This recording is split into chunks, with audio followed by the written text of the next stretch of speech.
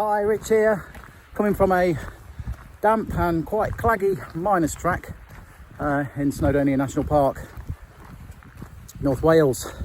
So this is going to be the first of hopefully a few videos regarding sort of hiking and outdoors and all those amazing things that you can do in a place like this. In this video, what we're going to do is just kind of cover the basics for anybody that's just starting out, hill walking, getting out into the mountains, maybe has decided, yeah, we want to climb Scafell Pike or we want to climb Snowdon. I just thought I'd put a few basic tips together just to, one, keep you safe and make it the most enjoyable experience you can, really.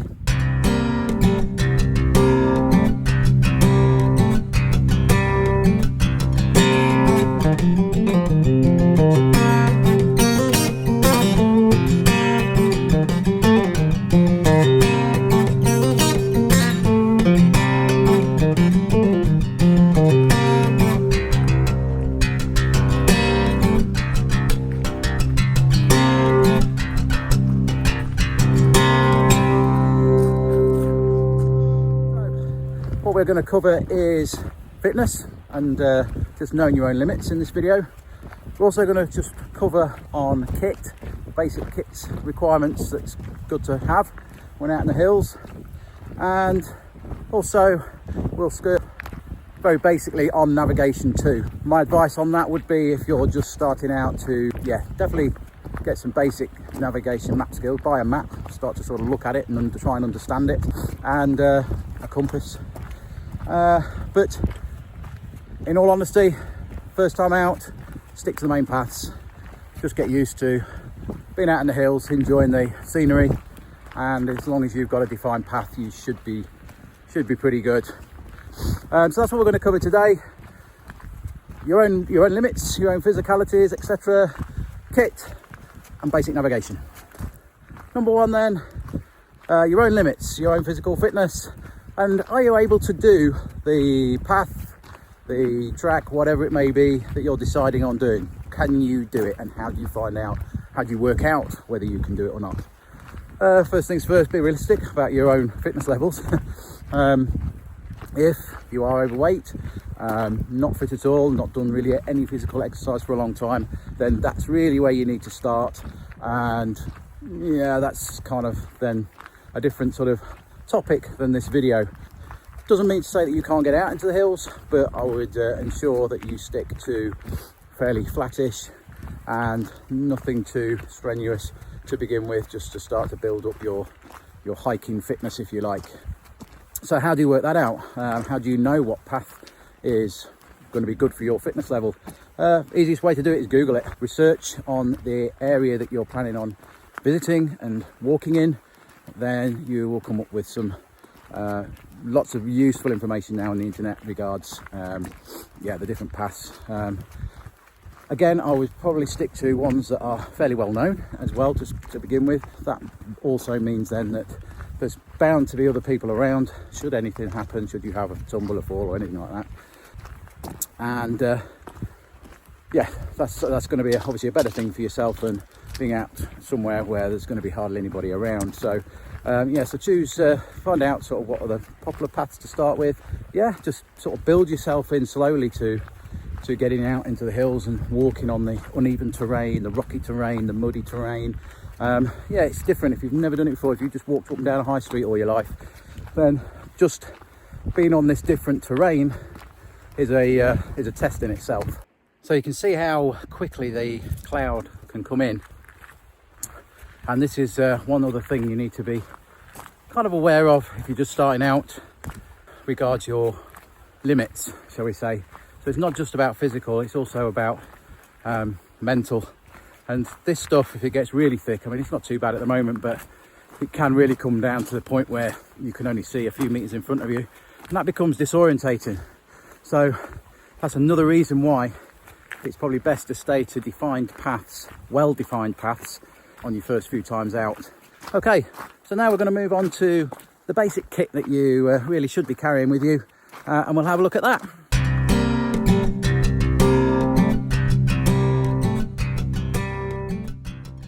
Hi guys, Future Rich here. So what I've done, I've got all of my kit out, and let's just take a closer look at what we've got. So first off, a backpack is what you're going to need to be able to put all your gear in. This is a 30 litre, but you don't necessarily need to go that big. It's what I carry because I do carry quite a bit more stuff when I've got groups, but a 10 to 15 litre day pack would be certainly sufficient. So, okay, to go in the backpack, it would be advisable to get a bladder so that you can carry your water with you and access it easy through the tube. However, you can just get like water bottles that can fit into the backpack too. Alrighty, so moving on, we have got a rucksack liner or dry bag. This is handy to have inside the rucksack. It keeps everything nice and dry should you end up in heavy downpours, which can be likely out in the hills. So what I've got here also is a shelter. So this one is a 3-man shelter. Don't need a 3-man shelter if you're just out on your own or there's just a couple of you going out, then just a 1 or 2-man shelter would do, but just handy to have that something there should you end up being stuck on the hill for whatever reason, through injury or whatever else. At least then you can get yourselves covered up, wrapped up and out of the elements. Alrighty, so basics here is hat, gloves and neck scarf. I always carry 2 pairs of these whenever I go out. So I've got a pair that I'll be wearing, particularly in the winter, and then I have another pair just in case the pair that I am wearing or the hat that I'm wearing gets wet. Moving on then, we have got the first aid kit. You can buy these already made up, which probably is advisable and the easiest option. After that, we have got waterproofs. So we've already mentioned rain here and why we need to have a liner in the rucksack, yet you also need to be able to keep yourself dry as well as your stuff. So basic, nice and easy, lightweight, pack down waterproofs is all you really need, and you can get these from the likes of Mountain Warehouse or Trespass. I think these are a Trespass one, and they pack down really lightly, really small should I say, and are very light, and they will go in your backpack. So moving on, we have now got what we'd probably only take out in the summer months, and that is sun cream and sunglasses, and also a head torch. Now you may be just going out in the day, you're probably unlikely going to need this. However, I always seem to carry one as well, just in case, again, we get stuck on the hill, the light fades and you need some light. So I've always got one of those in there. So, and they're not expensive either. You can always buy a good head torch, reasonably good head torch for about £15–20. And last but not least, map and compass. So we're going to look into those in a little bit more detail now as regards basic navigation. So there's all your basic kit requirements. While you've been looking through that, it's started to brighten up a little bit here. The sun keeps trying to get through, but that cloud's still fairly low. So, all right, so there we go. So we've looked at fitness levels, we've looked at kit. So lastly, for this video anyway, we will look at basic navigation.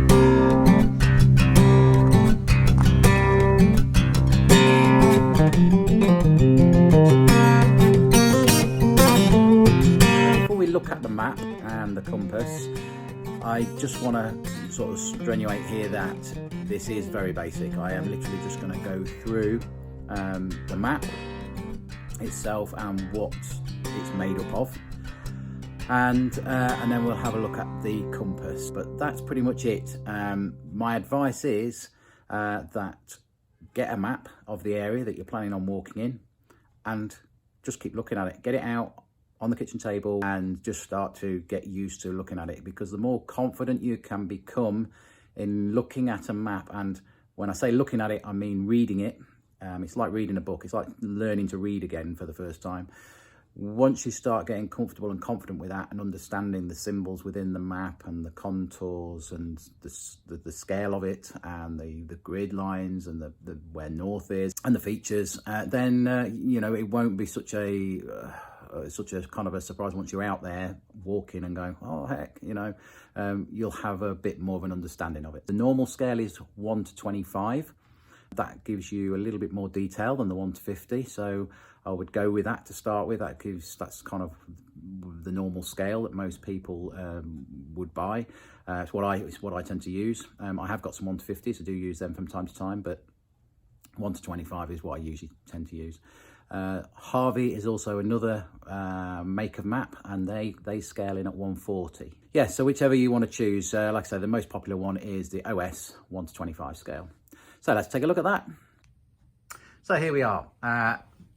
This is a map of Snowdon, western part of the Snowdonia National Park, and on the other side, let me just pull back corner here, you'll see that it's also got a map on the other side too.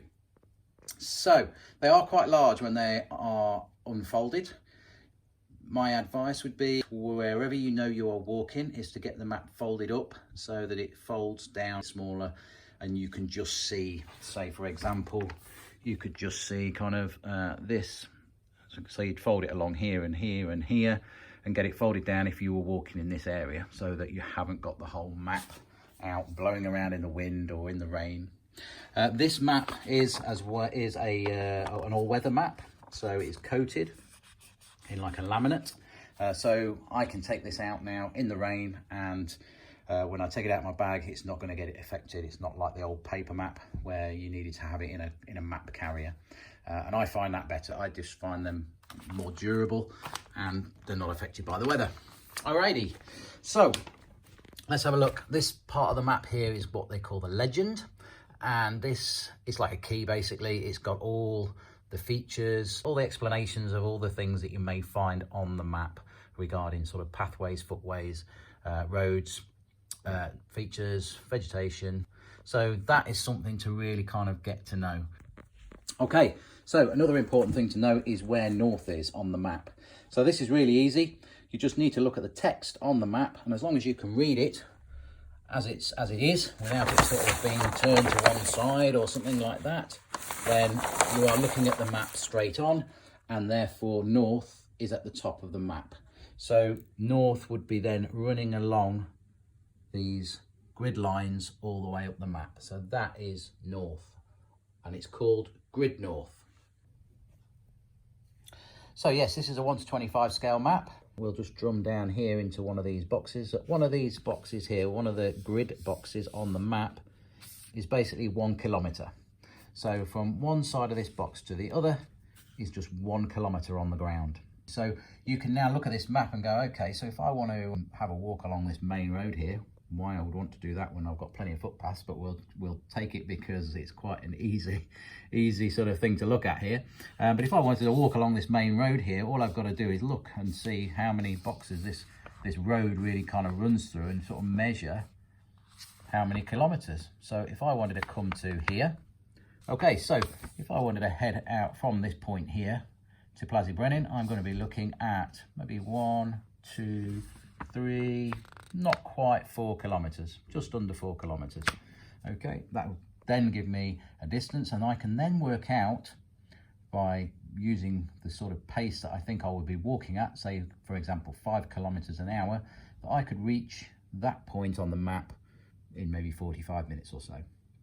So there we go with that straight away. This map can tell you kind of what distances you're going to be walking. You can now work out before you even set out as to what distance you are going to be likely to be walking if you've chosen a path to walk along.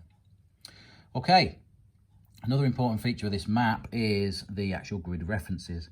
It is always good to know where you are in relation into the grid references on the map. So for example, if you do end up in a spot of bother or injured or whatever, and you need to contact the emergency services, you can then look at the grid references on your map and you can give them a grid reference. So here we go, these are the grid references. Okay, so they come down the map like this, and then they go across the map like that. So what we do is we walk along the corridor and then up the stairs. That's the best way to remember it. So if you were to give a grid reference, and just a basic grid reference of you were somewhere within this square here, okay, we've also got the map reference here, which is SH. Now this can change sometimes on one map. In this instance, it doesn't. We've got SH here, and all the way up to the top there, we've got another SH. So this map is literally, that's its reference, okay? But sometimes you may find another letter comes in on the map. All right, so Grid reference would be SH, we want this square here, sorry, this one here, the grid reference is going to be SH6955.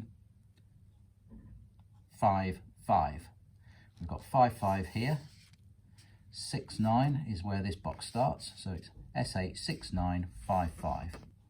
If we want to break that down any further, if we, for example, were saying in the middle of that box, so we was on this feature here, which looks like a wall of some description, a boundary, then we can then go SH69, and these boxes are now broken down into parts of 10. So they're broken down into 100 meters. As we said earlier, it's a kilometer box. So this is now 10 100 meters. So you would then go one and break this down. You can do this with a ruler, or this one's quite easy. We can just work it out that that's about halfway along. So that would be SH695.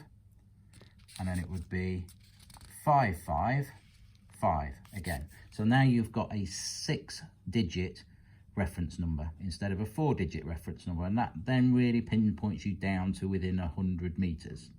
So I hope that makes sense. You always start out with the map reference, which is in this case SH, and you always go along the corridor first, then up the stairs. So when you give a reference, you go SH, the map reference, then the grid reference along the bottom first, and then grid reference along the side. Okay, so the compass itself. Let's just have a look at some of the parts of the compass, what we've got and what we're dealing with. Here we have what we call the base plate. That's the whole thing that everything else sits on. We've then got what we call like the straight edge and the ruler. So this has got ruler built in so that you can start to measure those boxes we were talking about earlier. Okay, and it also shows you, let's have a look there. Yeah, it also shows you which ones to use. So you've got your 125, let's move that along there. You've got your 125 ruler, and you've got your 150 ruler, and you've also got a 140 ruler. So you've got the three main mapping scales on this ruler to be able to use against the grid boxes. Handy, that, isn't it? It's good. Okay, so the next thing we've got is the magnifying glass. That, as I said, helps to get down and dirty and deep into the map, which is good. You're going to need that from time to time. All right, and then we've got the direction arrow. Here we've got the compass housing. This dial then spins through all 360 degrees, and in the middle of that we have the magnetic needle, which is always the red, it's pointing to north. And then we have our direction lines there too in the middle of the compass, which we can then line up with the grid on the map. Okay, they usually come with like a little hole in the base plate, which you can then put a lanyard on. That pretty much makes up a good quality compass.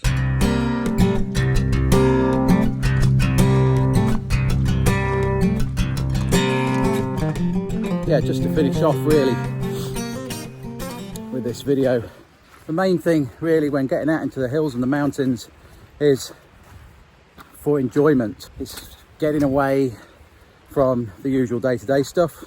That's the reason I come out here, for the scenery, for the fresh air, to get that kind of buzz and that feel-good feeling. Yeah, so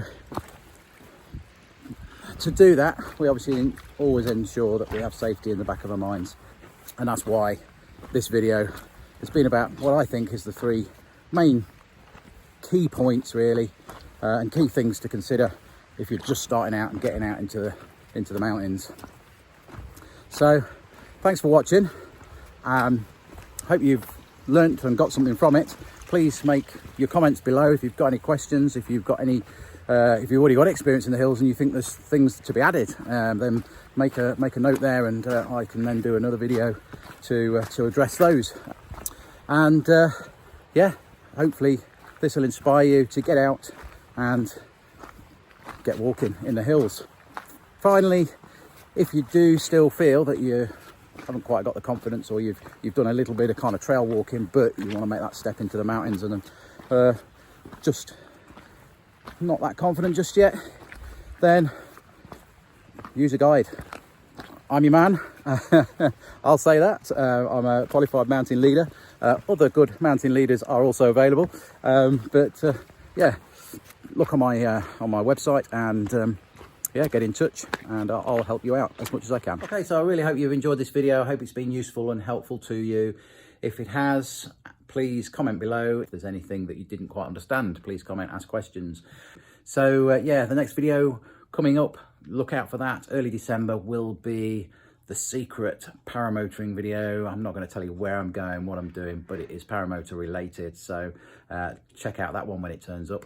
And other than that, the next video after that, we'll be back in the hills and we'll be looking at the compass and how to use and take bearings with a compass.